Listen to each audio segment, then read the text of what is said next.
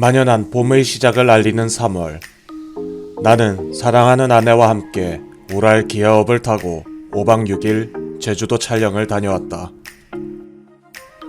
단순 유튜버로서의 삶이 아닌 이제는 한 단체의 장이라는 무거운 짐을 짊어지고 풍랑을 헤쳐나가야 하기 때문에 생각도 정리하고 또 회원들에게 우리 단체의 가능성을 보여주고 싶어서 일다운 일을 하러 다녀왔다. 그래도 기왕 가는 거 즐기면서 오자는 마음이었다. 가장 일 잘하는 사람은 즐기면서 하는 거라지 않은가. 나는 우라를 알기 전부터 이미 사이드카에 대한 환상을 가지고 있었다. 상당한 밀리터리 덕후라 군인을 동경해서 부사관으로 입대하기까지 했다. 2차 세계대전을 배경으로 한 사나이들의 전우회를 그린 영화들은 다 봤다.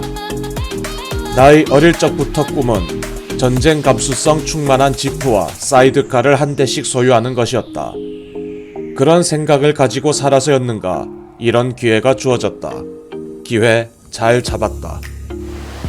녀석을 처음 본 순간 내가 동경하던 사이드카를 만나게 되어 감개가 무량했다. 이 녀석을 타고 전국을 휘저어버릴 생각을 하니 가슴이 벅차 올랐다. 빠꾸 없이 녀석을 멋들어지게 탈 계획을 바로 세웠다. 3월 19일 녀석을 타고 서울에서 인천 자가까지 이동했다. 이륜차가 아니라 차간 주행이 불가능한 사이드카를 타고 집에 왔다 이 말이다. 멀쩡한 고속도로를 내버려 두고 서울 도심을 가로질러 인천까지 3시간 30분이 걸렸다. 2시간을 바닥에 냅다 꽂아버렸지만 녀석 위에 올라가 있고 사이드카를 탄다는 기세등등함 때문인지 시간 가는 줄 모르고 한껏 존재감을 뽐내다 와서 피로하지는 않았다. 3월 20일 대망의 제주도 투어가 시작되었다. 장거리를 가는 터라 퇴근하는 아내를 태우고 바로 인근 식당으로 향했다. 뱃속을 채우고 그냥 내려가기에는 허전하여 방송을 틀었다. 5,000명 이상이 방송을 보고 환호하였다. 생각보다 우랄이라는 브랜드가 생소하다는 반응이었는데 배기음과 우랄 헤드라이트의 멋들어짐을 보고는 시청자들이 우랄을 검색하기 시작하였다. 내가 정말 좋아하는 장면이다. 세상에 잘 알려지지 않은 차량들을 소개할 때면 엄청난 희열을 느낀다. 이때 다짐했다. 내가 반드시 이 우랄을 제대로 알리겠노라고. 인천에서 목포까지 8시간 30분이 걸렸다. 인천에서 빠져나가는 데만 1시간이 넘게 걸렸다. 수다 떠는 방송을 하면서 가다 보니 이렇게 시간이 많이 걸린 것 같다. 총 440km를 이동했다. 바로 배 편이 있으면 좋았겠지만 요즘 코로나 때문에 배 운항 횟수가 많이 줄어 저녁 배가 없다고 한다. 해서 목포에서 하룻밤을 묵었다.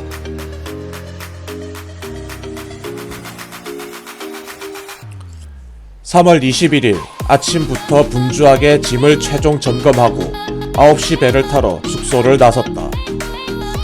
챙겨간 짐은 2사람분의 6일치 옷가지와 짐들, 그리고 방대한 양의 촬영 장비이다. 90리터가 넘는 대용량 트렁크에 짐을 가득 싣고 탑 캐리어에 가방까지 올렸다. 이 정도면 웬만한 승용차의 적재 능력을 초과한다. 차량을 먼저 선적해야 돼서 6시 30분 기상을 했다. 공개 기상 시간은 7시인데 군인보다도 일찍 일어났다. 바이크를 배에 실어서 떠나는 제주도 여행은 이번이 2번째이다. 바이크를 배에 싣는다는 기분은 미지의 여행을 떠나는 것 같이 느껴져서 항상 새롭다. 제주도에 도착해서 빅브라더스 형님을 만나 뵈러 매장에 갔지만 시즌이 터져 굉장히 바쁜 삶을 살고 계신다고 못 뵙고 왔다.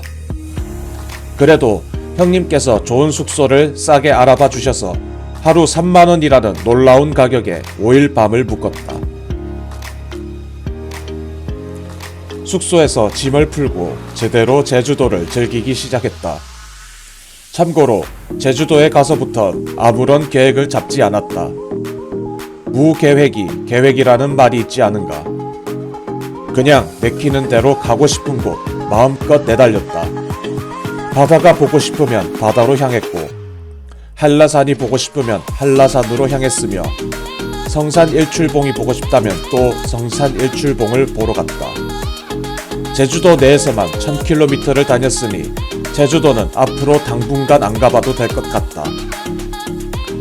정말 해보고 싶은 것, 가고 싶은 곳 다 해보고 가봤지만 한 가지 아쉬운 것이 있다.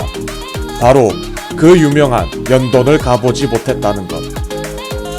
코로나 때문에 줄을 서서 기다리는 것이 불가능하여 어플로만 예약을 받는데 매일 저녁 8시면 다음날 예약을 받는다.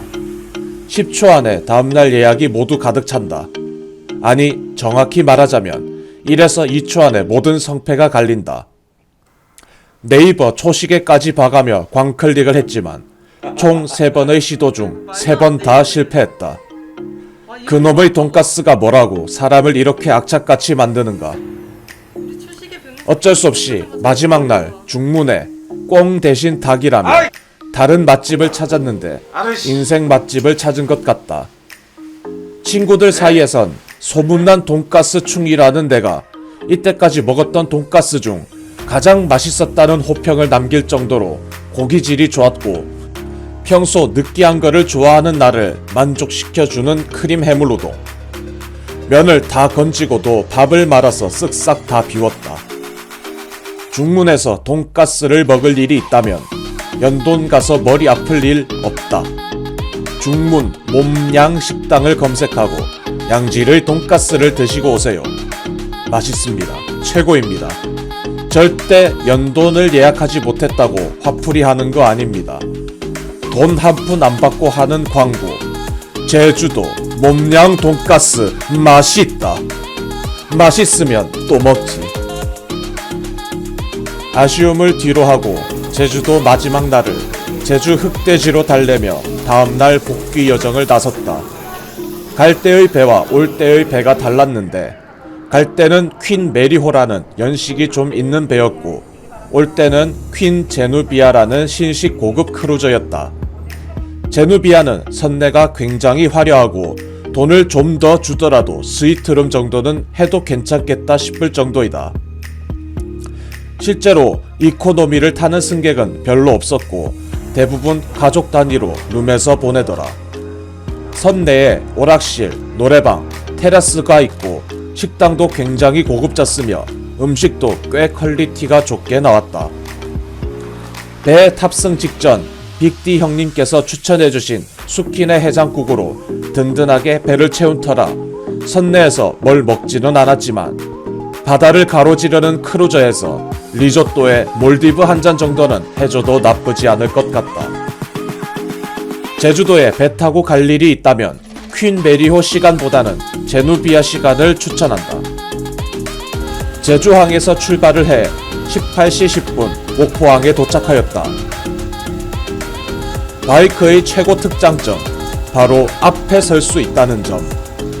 하역 인원들이 나오기 전 스트랩을 다 풀고 먼저 나갈 채비를 했다. 뒤에 서면 차들이 다 나갈 때까지 기다리는 것 또한 굉장한 스트레스다. 그리고 이날은 밤부터 비가 예보되어 있었기 때문에 문이 열림과 동시에 뒤도 안 돌아보고 인천까지 냅다 달렸다. 주유소에 들리는 시간을 제외하곤 휴식 없이 440km를 주파해버렸다. 금요일 저녁이었지만 한적한 지방도로는 차 한 대 보기가 어려울 정도로 쾌적했다. 덕분에 11시 전에 인천에 도착하였고 집 앞에 정확히 11시 25분에 도착했다. 제주도에서 1000km를 타며 갈고 닦은 스킬 덕분인지 내려갈 때보다 훨씬 많은 시간을 단축했다. 사이드카는 얼마나 편한지 출발해서부터 졸기 시작하던 아내는 기름을 넣을 때 빼고는 꿀잠을 계속 잤다. 그래서 그런지 집에 도착해서는 쌩쌩하니 눈만 꿈뻑꿈뻑 거리며 놀아달라고 떼를 쓰더이다. 사이드카에 탑승해서 2시간 이상 잠을 자지 않는다면 심각한 불면증 환자로 의사의 정밀 진찰이 필요하다고 판단된다. 다리를 쭉 뻗고 바람을 맞으며 달리기 때문에 사이드카에 타는 순간 수면제를 복용했다고 볼 수 있기 때문이다. 사이드카를 모는 라이더는 확실히 이륜차를 탈 때보단 피로도가 더한 것이 사실이다.